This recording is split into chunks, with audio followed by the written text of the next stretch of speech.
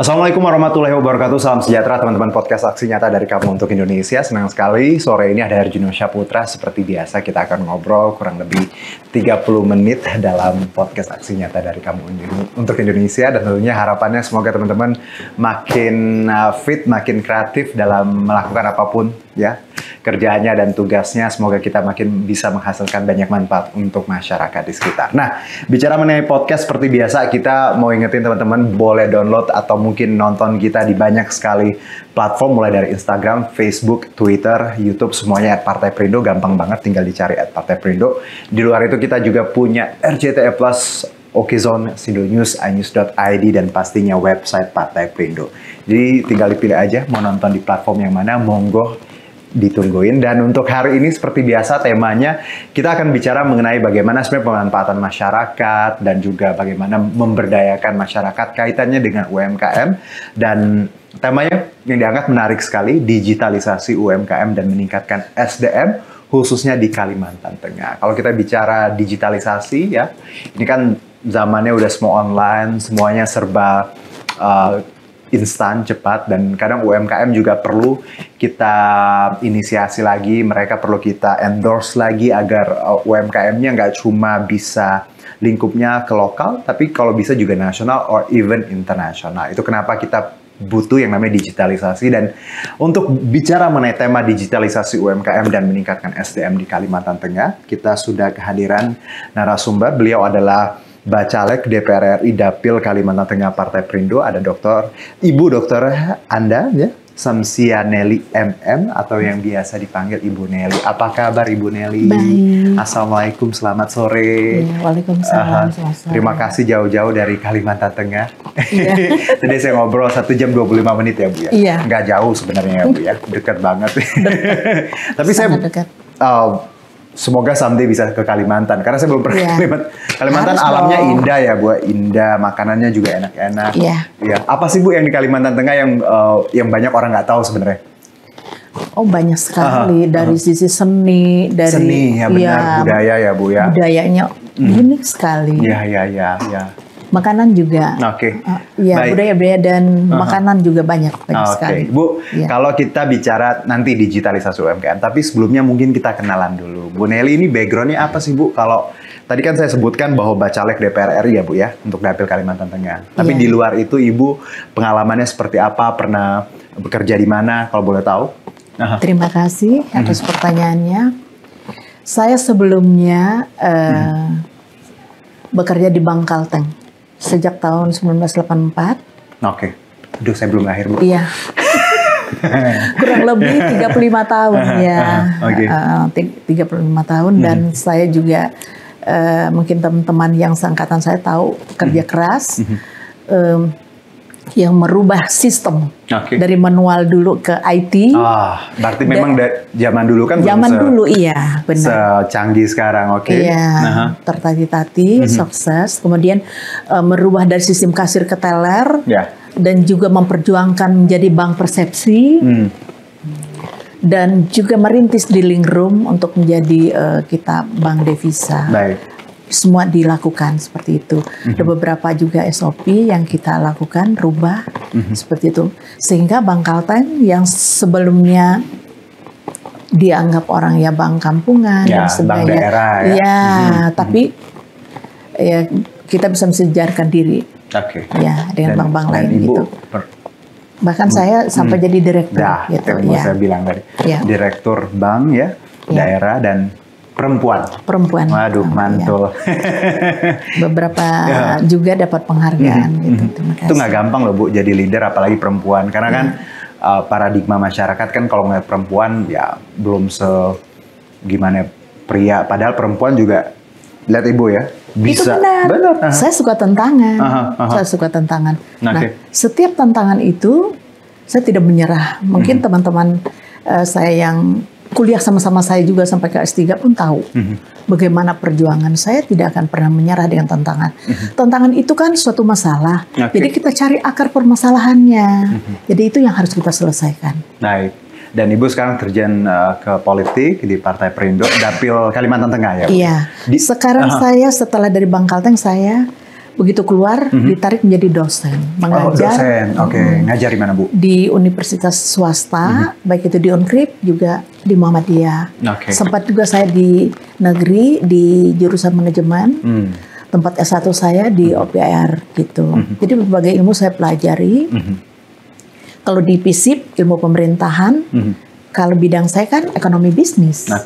Jadi emang backgroundnya tadi luar biasa ya, Bu ya.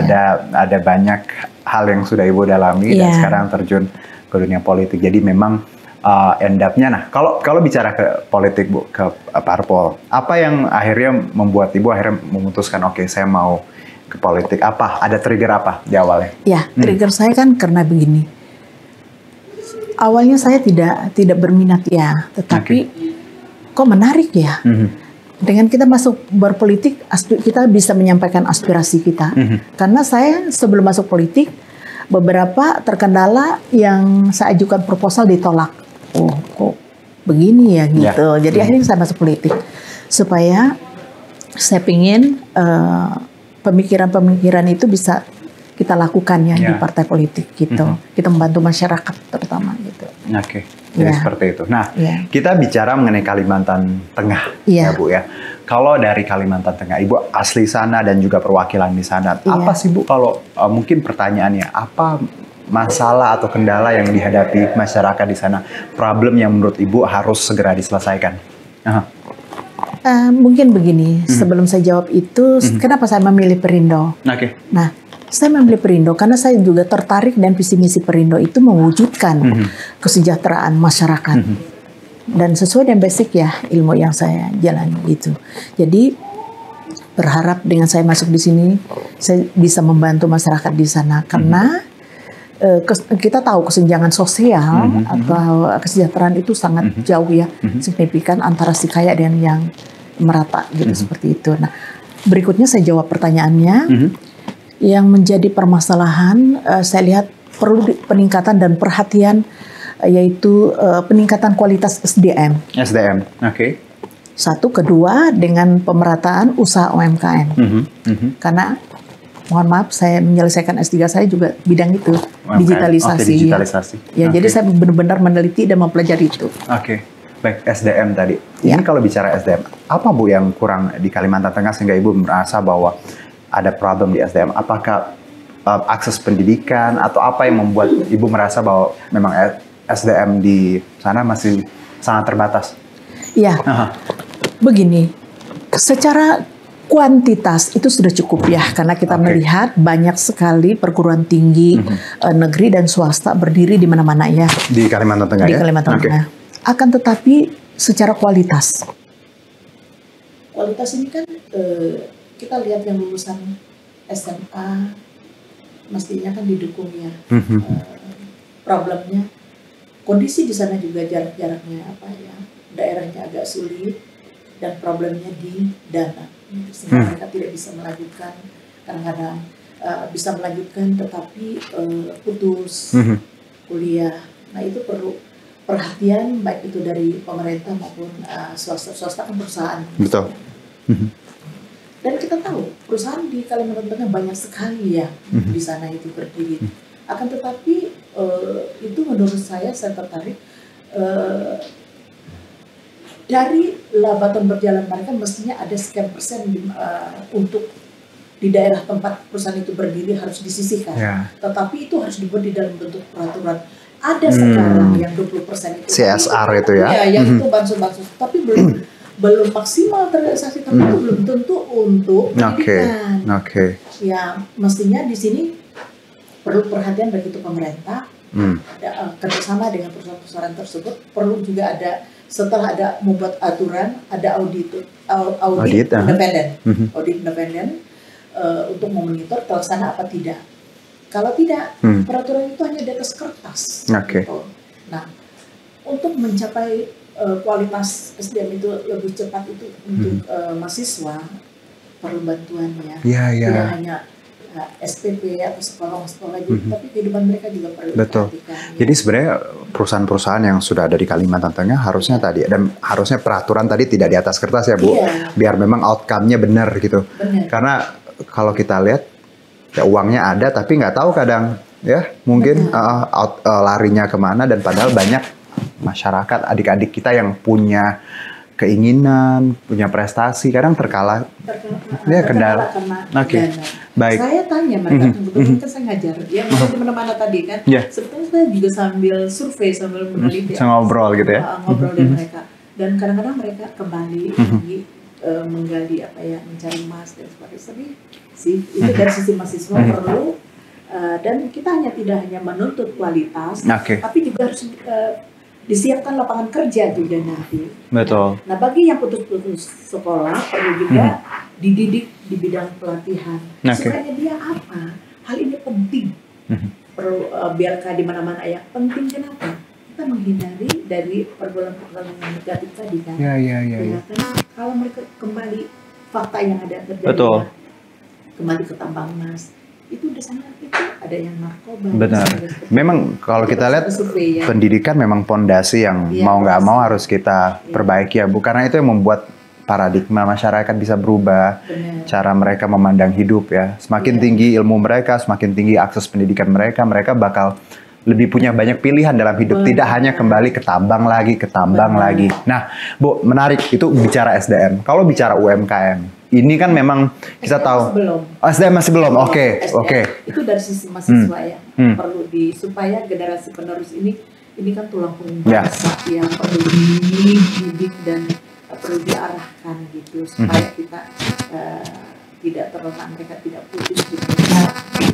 Baik kalau tadi kita pendidikan skillnya di bidang keahlian-keahlian lalu diarahkan di pusat mana gitu kan. Nah dari sisi dosen juga. Memang banyak kita tahu bantuan, tetapi itu kan bantuan dari pemerintah itu hanya terbatas untuk perguruan tinggi negeri. Swasta yang bagaimana? Padahal banyak sekali swasta di sini. Dan materialnya terbatas hanya untuk negeri. Iya. Nah, jadi dosen juga, dosen itu perlu pengembangan. Tapi mereka mau untuk kuliah atau melanjutkan pendidikan, akan tetapi ujung-ujungnya dana lagi. Gitu. Nah, kasihan kan? Sedangkan kita tahu banyak sekali. Dosen? Iya, dosen yang masih belum melanjutkan ke jenjang yang selanjutnya harus dia tempuh. Kemudian dari sisi dari sisi masyarakat juga perlu perhatian, lapangan kerja dan sebagainya. Baik Ibu. Nah, sekarang kita menyentuh UMKM karena waktunya terbatas. Tadi menarik SDM, UMKM Ibu. Kita tahu salah satu penopang ekonomi kita UMKM ya. Bangsa ini memang bangsa yang besar, dan tadi cara kita bagaimana sebenarnya pemirsa, kita tahu bahwa teman-teman bahwa UMKM hampir 80% di tanah air itu yang menopang ekonomi nasional, bahkan selama pandemi juga UMKM yang membuat kita akhirnya tadi bisa survive ya Bu ya. Nah, kalau bicara UMKM sendiri Ibu, di Kalimantan Tengah, ini erat kaitannya dengan digitalisasi. Apakah di sini dari pandangan Ibu ya, dan dari penelitian yang Ibu lakukan, memang digitalisasi diperlukan di sana, atau seperti apa sebenarnya frame besar UMKM Kalimantan Tengah saat ini? UMKM digitalisasi menurut saya tidak hanya khusus untuk Kalimantan Tengah, tapi Indonesia. Kita kan lihat kan sudah terbukti tahun 1998 saat krisis. Kalau kita tidak jalankan UMKM jadi apa ya? Itu kan ketahanan dari ekonomi kita kan. Nah, khusus Kalimantan Tengah ini penting. Memang ada beberapa lah. Saya kan kebetulan ikut gabung di grup WA UMKM di beberapa. Saya sambil menilai. Nah, sudah saatnya kita buat sistem digitalisasi. Tidak, sistem itu bukan WA, bukan Facebook, bukan ini, tetapi sesuatu aplikasi yang terintegrasi gitu. Kayak marketplace gitu kan, terintegrasi, kita bisa bertransaksi di aplikasi tersebut, tidak harus mengeluarkan uang dan sebagainya. Dia connect ke perbankan, dia connect ke kurir dan sebagainya seperti itu. Nah, jadi sampai ke desa-desa. Nah, Bunel, pasti nanti jaringan. Saya berpengalaman ya waktu membangun IT Bank Kalteng. Bagi yang desa-desa yang belum ada jaringan, kita kan bisa pakai VSAT atau jaringan internet khusus pasang tersendiri. Nah, masing-masing di pedesaan itu perlu bangun kayak warung internet gitu. Nah, di situ warnet ya. Iya, warnet ya. itu dibantu seperti itu sehingga mereka bisa berjualan. Nah, penjualan dari UMKM tersebut terintegrasi dengan aplikasi yang kita bangun tadi ya. Kan nanti penjualannya tidak hanya stagnan di daerah tersebut, di desa tersebut atau kecamatan tersebut, tetapi dia bisa lingkungan Kalimantan Tengah, Indonesia, bahkan bisa bertransaksi ke mancanegara. Jadi berbagai macam produk penjualan kita bisa kita lakukan melalui online. Sudah saatnya. Nah, tentu ini sulit katanya karena gaptek. Karena usulan saya itu kan alasan yang ditolak tuh karena belum saatnya katanya karena pelaku UMKM ini masih gaptek. Nah, gaptek. Iya, karena dulu saya pernah saya pengalaman yang membangun dari bidang IT dari manual ke sistem. Jadi kita dampingi, kita bentuk tim. Bagi yang memang nggak bisa sentuh komputer dan sebagainya itu, kita dampingi, kita ajarin bahkan satu persatu gitu. Ini, saya pikir semua pasti akan bisa. Tergantung niat. Kalau tidak mau melakukan melalui online ataupun digitalisasi, jangan harap usaha dia akan maju. Betul. Pasti dia akan tergilas. Jadi sebenarnya nggak ada alasan bahwa gaptek tadi ya Bu ya. Nggak ada. Harusnya tadi sudah tahu mungkin kendalanya seperti itu. Harusnya pemerintah melakukan pendampingan. Iya, pendampingan. Oke, kalau nggak ada jaringan bangun warnet tadi ya Bu ya di daerah-daerah. Oke. Jadi memang jawabannya memang sebenarnya tidak ada alasan untuk tidak bisa. Iya. Oke, baik. Nah, kalau bicara UMKM dan e-commerce Bu, kan kita tahu yang kemarin TikTok Shop lah gitu ditutup seperti itu dan akhirnya banyak yang mengeluhkan misalnya dagangan sepi yang offline karena banyak orang belanja online. Ibu punya pendapat nggak soal ini? Oh iya, nah itu tadi salah satu kan sudah kita jawab. Maksudnya yang belum bisa melakukan transaksi melalui online, belajarlah gitu, didampingi gitu. Apa sih kita datangi, keluhan dia apa? Nah pemerintah tuh harus lakukan pendekatan. Kalau saya sih seperti itu. Banyak yang protes. Saya bukan ini ya waktu implementasi IT itu protesnya bukan main. Tetapi kita jangan jangan kecut gitu. Bukan menghindar ya Bu ya? Bukan menghindar, tapi datangi, dihadapi.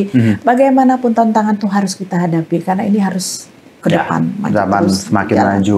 Tapi di satu sisi kalau kita bicara TikTok memang izinnya ya Bu ya harusnya kan social media, bukan untuk e-commerce. Jadi memang kalau mau bikin e-commerce beda izin.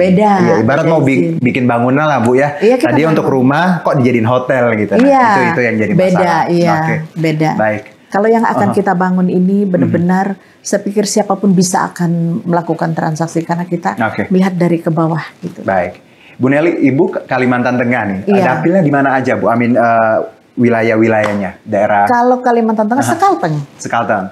Kalimantan Tengah. Kalimantan Tengah itu. 13 kabupaten. Satu kota.